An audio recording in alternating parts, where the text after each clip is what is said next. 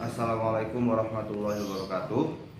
Yang terhormat Dewan Pemuji saya, yang pertama Bapak Syaifullah, Bapak Wahidi, dan Bapak Imam. Semoga semua dalam keadaan sehat walafiat semuanya. Amin ya rabbal alamin. Di sini saya Rafif Ahmad Sulaiman, jurusan HTN angkatan 2016, akan mempresentasikan seminar proposal saya yang berjudul Penegakan Hukum Terhadap Pengemudi Ojek Online yang Menggunakan Ponsel Ketika Berkendara, Perspektif Teori Maslahah, Studi di Kepolisian Resor Malang Kota. Alasan saya mengambil judul ini dikarenakan saya sering melihat pengemudi kendaraan bermotor, terutama ojek online, yang menggunakan ponsel ketika berkendara. Tentu hal ini sangat meresahkan bagi saya sendiri sebagai masyarakat atau pengemudi di kendaraan bermotor di sekitarnya.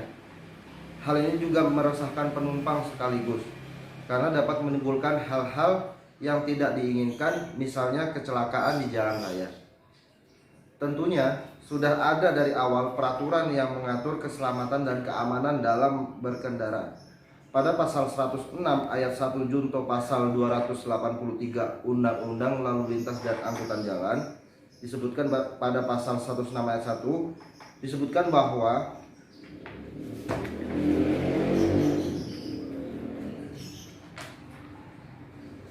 setiap orang yang mengemudikan kendaraannya dengan mengemudikan kendaraan bermotor di jalan wajib mengemudikan kendaraannya dengan wajar dan penuh konsentrasi. Nah, hal tersebut sangat relevan dengan alasan saya mengambil judul ini.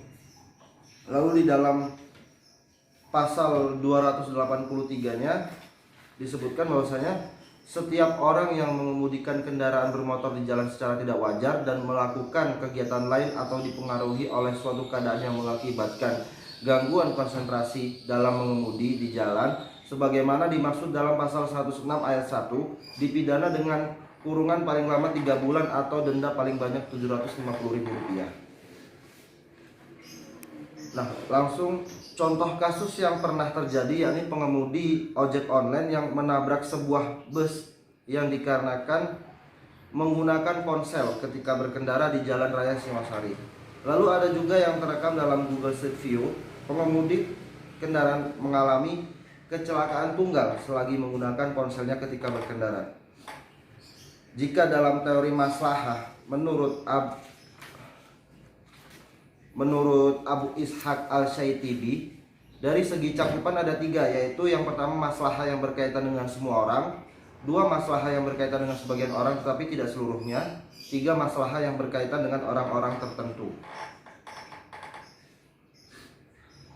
Hal ini sangat berkaitan dengan pengguna ponsel ketika berkendara karena menimbulkan kemudorotan bagi semua orang. Nah, hal tersebut menjadi permasalahan yang sangat sulit dihadapi khususnya pemerintah Kota Malang terhadap pengemudi ojek online yang seringkali menggunakan ponsel ketika berkendara. Tak hanya ojek online, banyak juga masyarakat yang masih tidak sadar akan keselamatan dirinya sendiri. Nah, terdapat sisi lain sebuah kebutuhan yang harus dimiliki oleh pengemudi ojek online tersebut.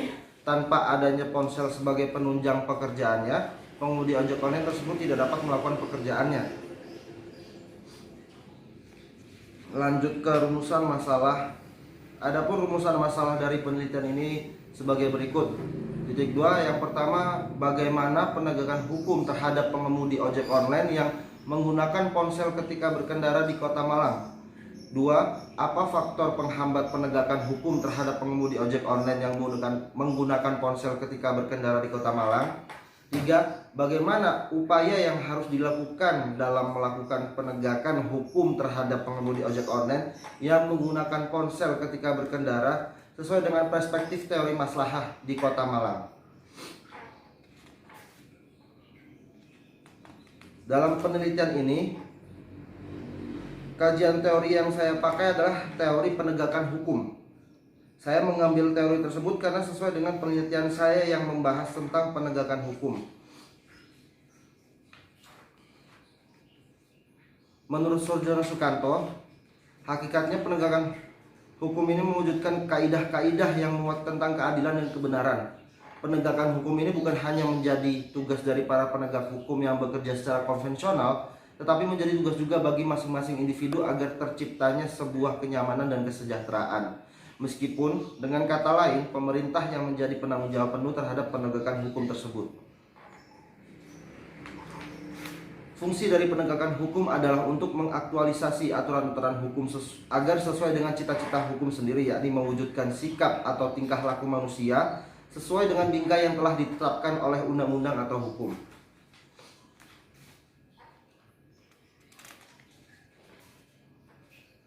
Nah, penegakan hukum sendiri memiliki faktor-faktor yang dapat mempengaruhi penegakan hukum itu sendiri. Faktor-faktor yang mempengaruhi penegakan hukum menurut Surjono Sukanto adalah sebagai berikut. Yang A, faktor hukum. Yang B, faktor penegak hukum. Yang C, faktor sarana atau fasilitas pendukung. Yang D, faktor masyarakat. Yang E, faktor kebudayaan.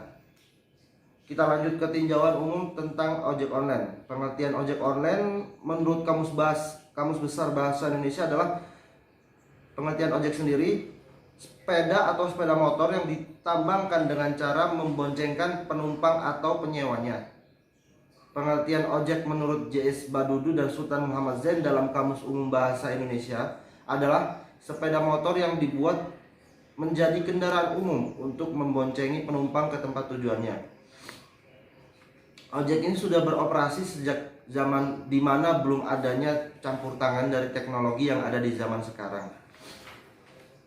Perkembangan zaman yang sangat pesat membuat teknologi masuk dari arah manapun.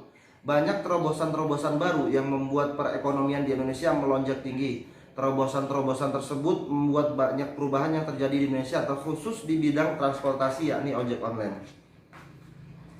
Ojek online adalah sebuah transportasi umum yang menggunakan internet untuk memesannya. Ojek online ini juga adalah penggabungan antara transportasi ojek konvensional yang didukung oleh sebuah teknologi yang kemudian terciptanya kemudahan dalam menggunakan transportasi umum.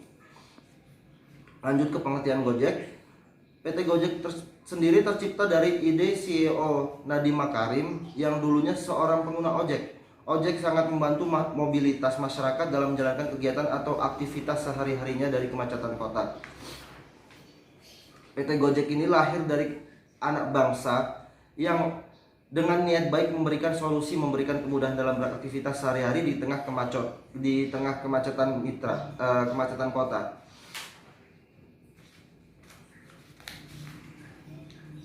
Kita lanjut ojek online sebagai kendaraan bermotor umum. Sebelumnya ojek online ini baru-baru ini sudah diatur dalam Permen Hub RI nomor Peraturan Menteri nomor 12 tahun 2019 tentang perlindungan keselamatan pengguna sepeda motor yang digunakan untuk kepentingan masyarakat. Lanjut ke teori maslahah. Pengertian maslahah dalam bahasa Arab yang berarti perbuatan-perbuatan yang mendorong kepada kebaikan manusia.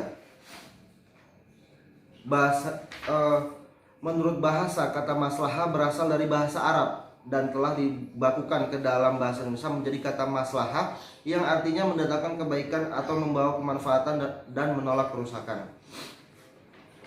Maslahah menurut Abu Ishaq Al-Syaitibi dibagi menjadi beberapa segi diantaranya. Yang pertama dari segi kualitas atau kepentingan kemaslahatan dibagi dalam 3 macam, yaitu A. Maslahah ad-daruriyah, B. Maslahah al-hajiyah, C. Maslahah al-tahsiniyah. Yang kedua dari segi keberadaannya, maslahah dibagi menjadi 3 macam, yaitu yang A. Maslahah mu'tabaroh. Maslahah mu'tabaroh ini dibagi menjadi 2 lagi, yakni ada munasib mu'athir, munasib mulaim. Nah, lalu yang B maslahah mulghah. Yang C maslahah mursalah.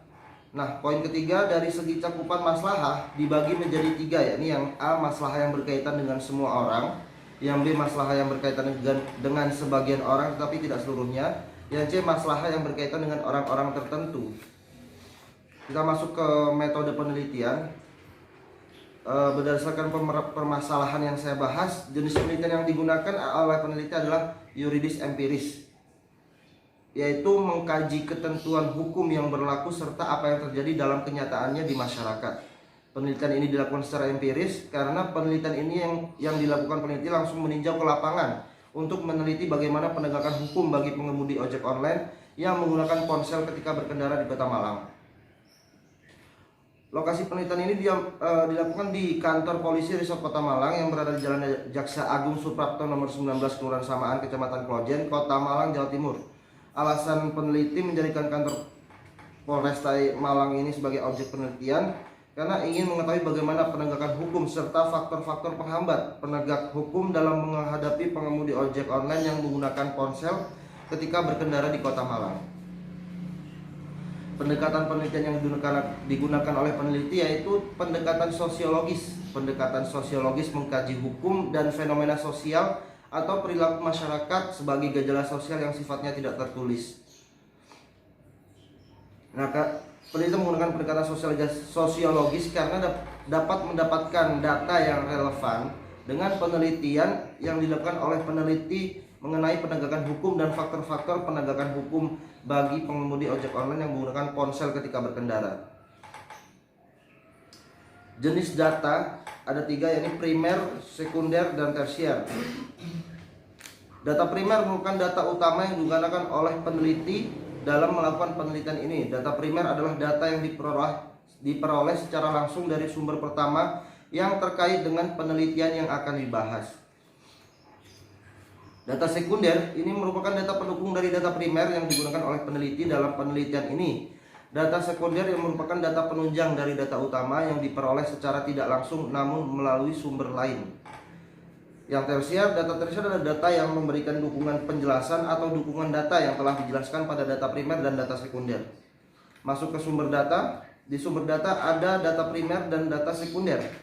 Data primer sendiri diperoleh secara langsung oleh peneliti dengan cara melakukan wawancara atau observasi kepada objek penelitian yang bersangkutan yang kemudian diolah oleh peneliti.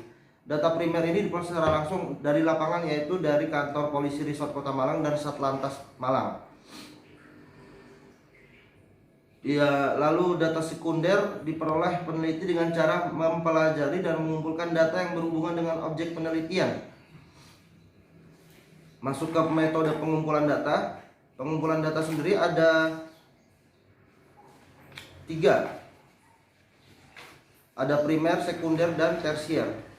Data primer sendiri ini metode yang dilakukan peneliti dalam mengumpulkan data primer yaitu melakukan yang pertama wawancara, yang kedua observasi, yang ketiga dokumentasi.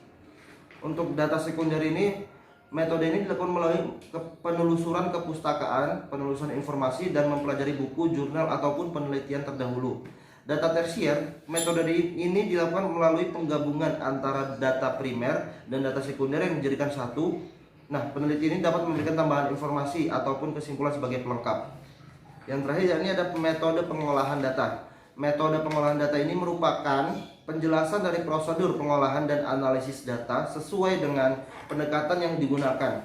Pengolahan data ini dilakukan secara terstruktur, rapi, dan sistematis yang bertujuan untuk memudahkan peneliti dalam mengolah data yang didapat dari hasil wawancara maupun observasi. Metode pengolahan data yang dilakukan peneliti adalah analisis deskriptif, yakni penelitian yang mempunyai tujuan untuk menyusun gambaran suatu permasalahan yang sedang terjadi.